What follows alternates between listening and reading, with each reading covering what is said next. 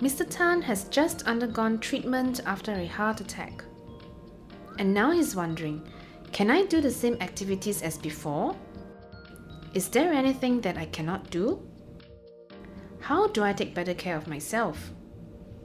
According to Mr. Tan's physiotherapist, it is safe for him to gradually go back to his usual activities. He should first start with light activities and slowly increase the amount of work. This will allow his heart to recover without further injury. Mr. Tan will need to check with his doctor or physiotherapist if he wishes to start on a new activity. The extent and intensity of activities that Mr. Tan is able to do after a procedure or surgery will depend on Mr. Tan's age, the extent of injury to his heart, his previous activity level, and if he has had any previous injury to the heart. Mr. Tan will need to plan ahead for his day, as some tasks may increase the demand on his heart and cause him to develop symptoms. To plan his day, Mr. Tan should identify the easier activities, spread out his activities and alternate easy tasks with harder ones. Avoid rushing and take enough breaks in between activities. Avoid staying up late at night. There are some activities that will make his heart work harder and should therefore be avoided.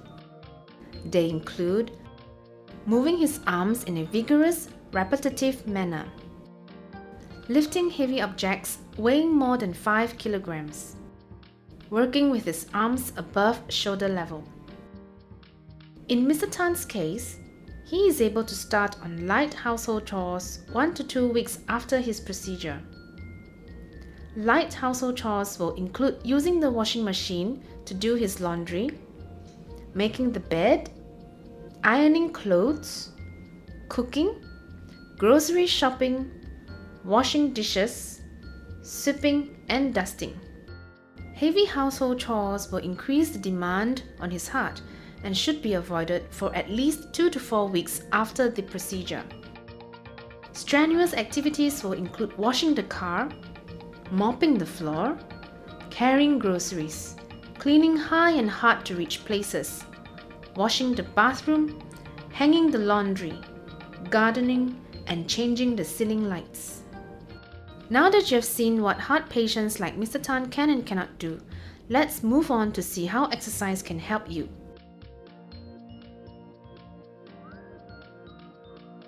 Aside from taking medication and changing your diet, exercise is another important therapy that can help to improve your symptoms and prevent or slow down the progress of heart disease. A good exercise program can also prevent further injury to your heart. The benefits of exercise include improved stamina, reduced shortness of breath, reduced symptoms of fatigue, improved muscle tone and strength, improved balance and joint flexibility, lower blood pressure, loss of body fat and body weight. Every exercise session should include 3 phases, which are the warm-up, conditioning, and cool-down phases. The warm-up phase is the first phase of your exercise session, and it usually takes 5 to 10 minutes. Warming up prepares your body for exercise while reducing the risk of injury to your muscles and joints. The free hand exercises and stretches during a warm-up will gradually increase the workload on the heart and reduces the risk of developing chest pain and abnormal heart rhythm. The conditioning phase is where you perform the actual exercise, usually for 10 to 30 minutes. This includes aerobic exercises such as walking, cycling, swimming, or jogging. After your discharge from hospital, start off slowly and gradually increase your exercise time as you progress. Cooling down for 5 to 10 minutes allows your body to recover from the conditioning phase. This prevents blood from pooling in the legs, as well as muscle soreness and tightness. Take a slow walk or do some stretching to return your heart rate and blood pressure to resting levels after the cool down. To get the best results from your exercise, remember to stay fit, which stands for frequency, intensity, type, and time of your exercises. It is ideal to exercise about 1 hour per day on most days of the week. There are 4 ways to gauge the intensity of your exercise, and you can do this by monitoring your symptoms, breathing, pulse rate, and using the rate of perceived exertion scale. You should feel comfortable while exercising, and there should not be any pain or discomfort.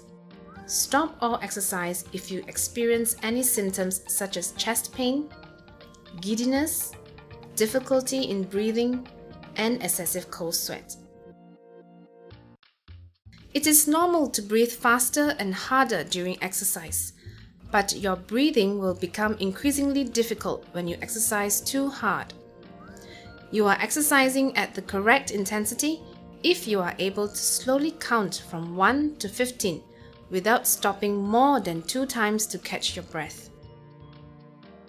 The resting pulse rate, or RPR, is the rate at which your heart beats while you are resting.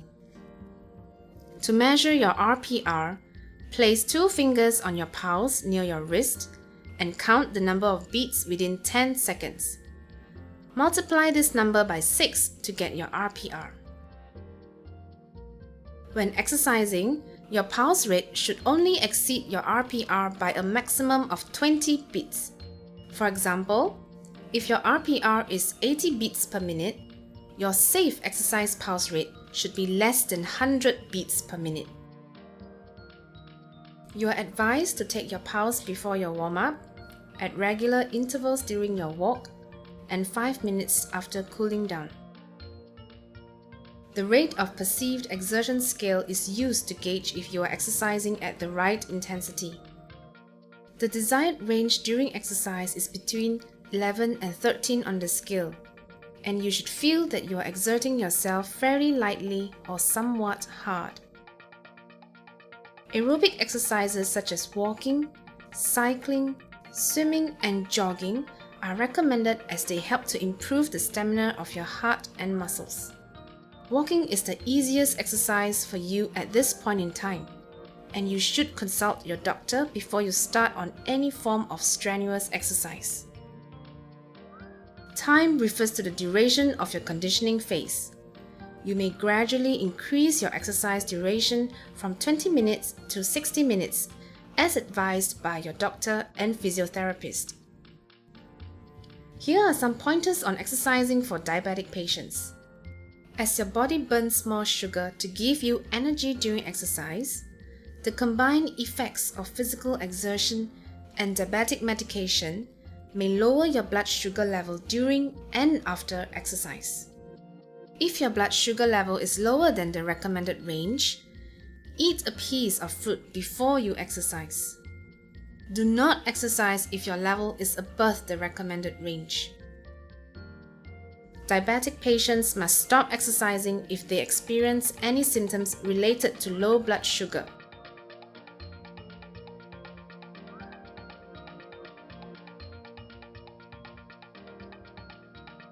As low blood sugar levels may occur at any time during exercise, it is good practice for diabetic patients to always carry a carbohydrate snack with them, such as a piece of fruit. Those who do not have a glucometer to check their blood sugar level may exercise 2 hours after a meal to be safe. Diabetic patients may also consume a meal rich in carbohydrates after their exercise to replenish their blood sugar level. Now, let's get started on the exercises. You can perform these exercises at home based on the advice from your physiotherapist or doctor.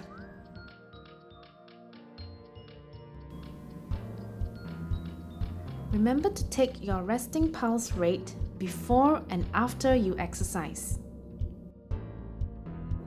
Remember to check your blood sugar level before and after you exercise if you are diabetic.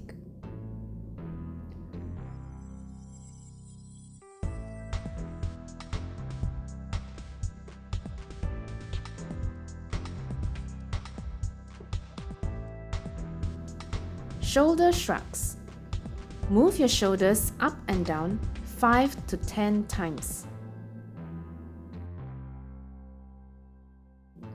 Shoulder rotation. With hands on your shoulders, draw big circles with your elbows 5 to 10 times. Shoulder flexion. Raise your right hand and put it down 5 to 10 times. Repeat with your left hand. Elbow flexion. Bend and straighten your arms 5 to 10 times. Trunk rotation.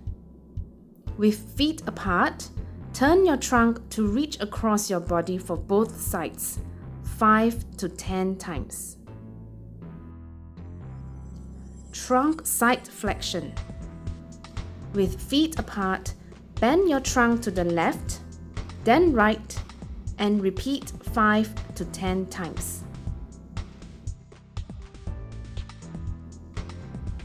Calf stretch.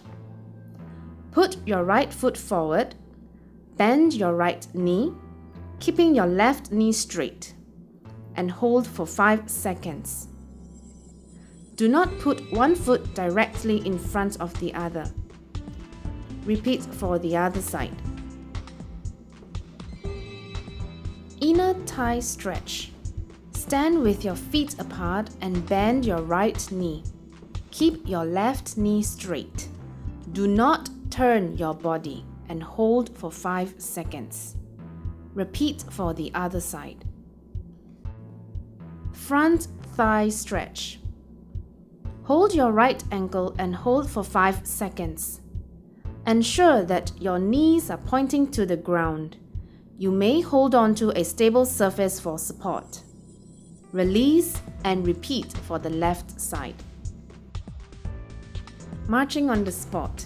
Support yourself with one hand on a sturdy structure to your side. March on the spot for 5 to 10 seconds.